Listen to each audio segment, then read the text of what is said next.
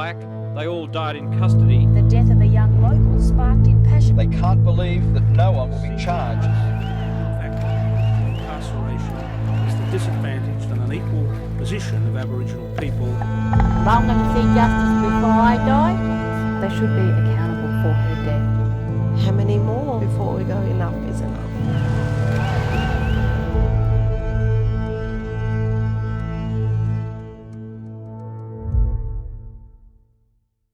Warning.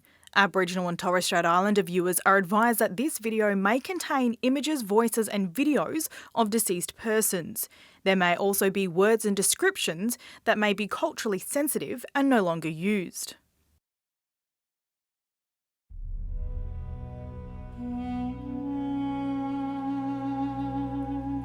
This is 5 police officers. He was 16. I've never seen him violent or railing at anyone.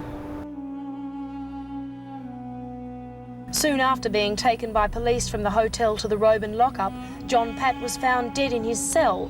He'd suffered massive brain injuries.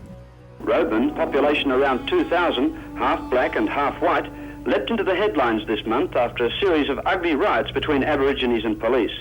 They were triggered by the death in police custody on September the 28th of 17-year-old John Pat. But I think it would have been a shock to the court system that someone was going to stand up.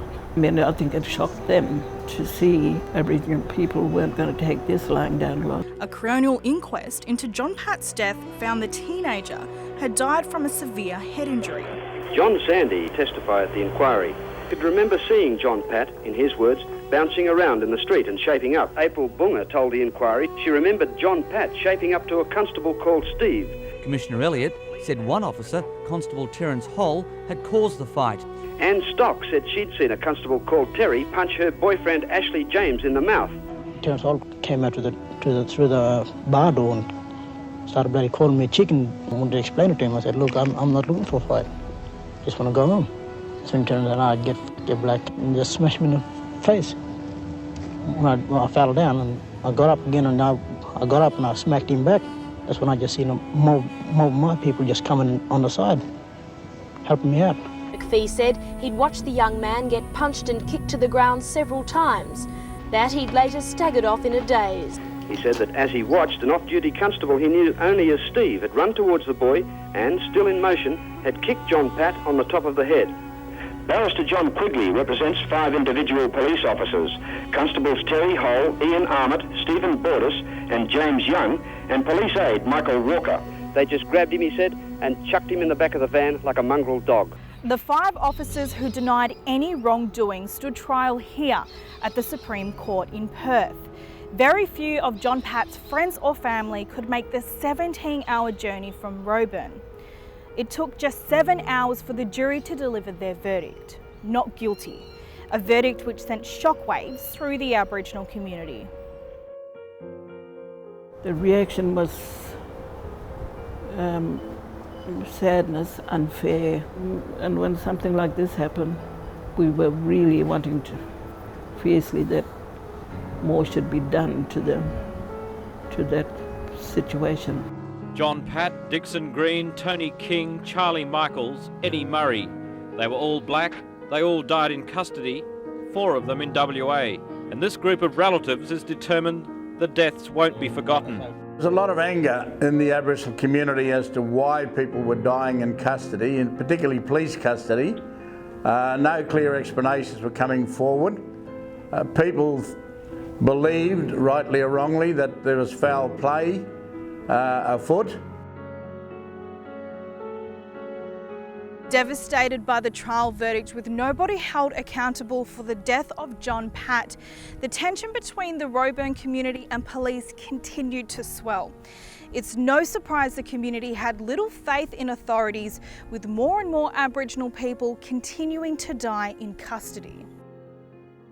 In 1987, the Hawke government announced they would open a royal commission to examine the Aboriginal deaths in custody. Terribly important, I think, not just for the Aborigines, but it's just as important for the non-Aboriginal population.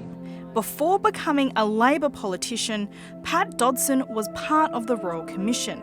The state did not have a good reputation, and it seemed to be very disinclined to hold the police services and other services accountable for their behaviours. He was the only Aboriginal commissioner.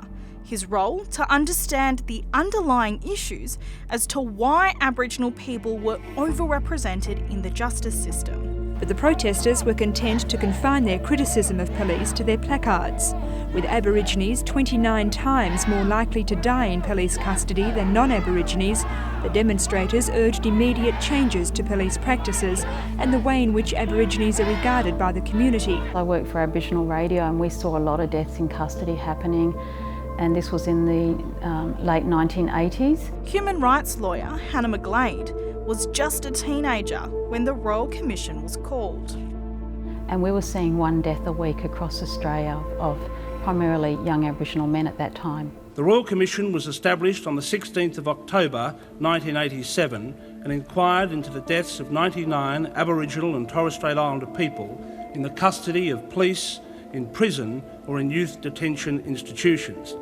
It also investigated action taken by authorities subsequent to these deaths. Now, 7 years after John Pat's death at Robin's police lockup, the Royal Commission has begun its hearing into the teenager's last hours. Robin's Baptist Church has been converted into the Commission's hearing room.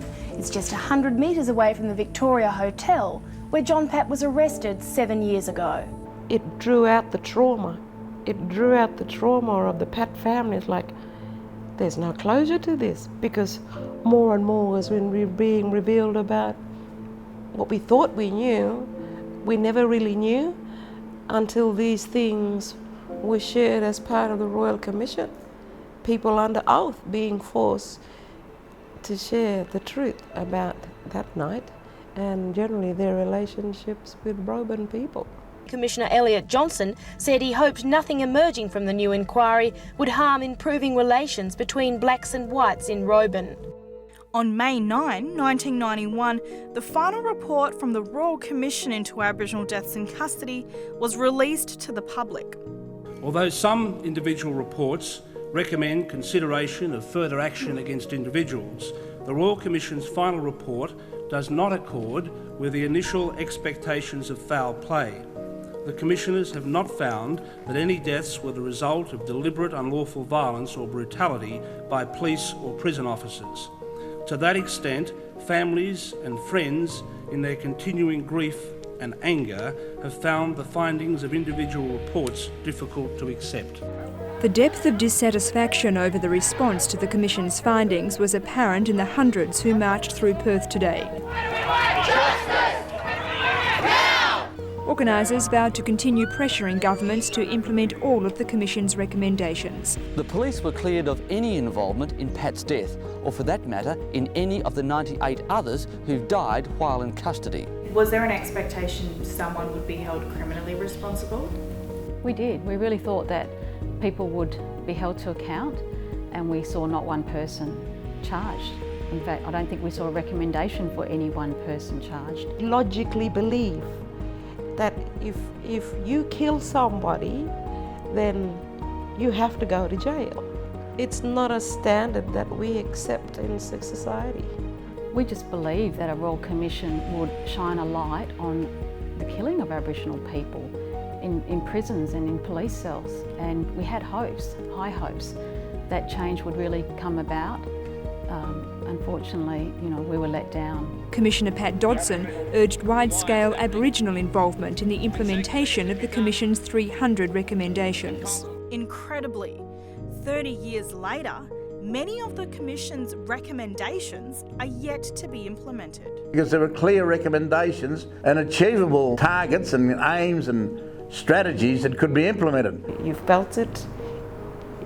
You knew that government wasn't listening in the right way and was not prepared to act in the appropriate way. Nothing of that is asking more than what we should be doing for any citizen in this nation. And the fact that because we're Aboriginal people, that's being neglected shows that there's not the leadership at the federal government level, not the interest, and nor is there any passion or anxiety or concerns to get things moving. In a damning indictment, the death toll has continued to climb. Almost 500 Aboriginal deaths in custody, many in horrific circumstances. Mr. Ward was being driven to Kalgoorlie in temperatures as high as 42 degrees. The man, poor man, was cooked alive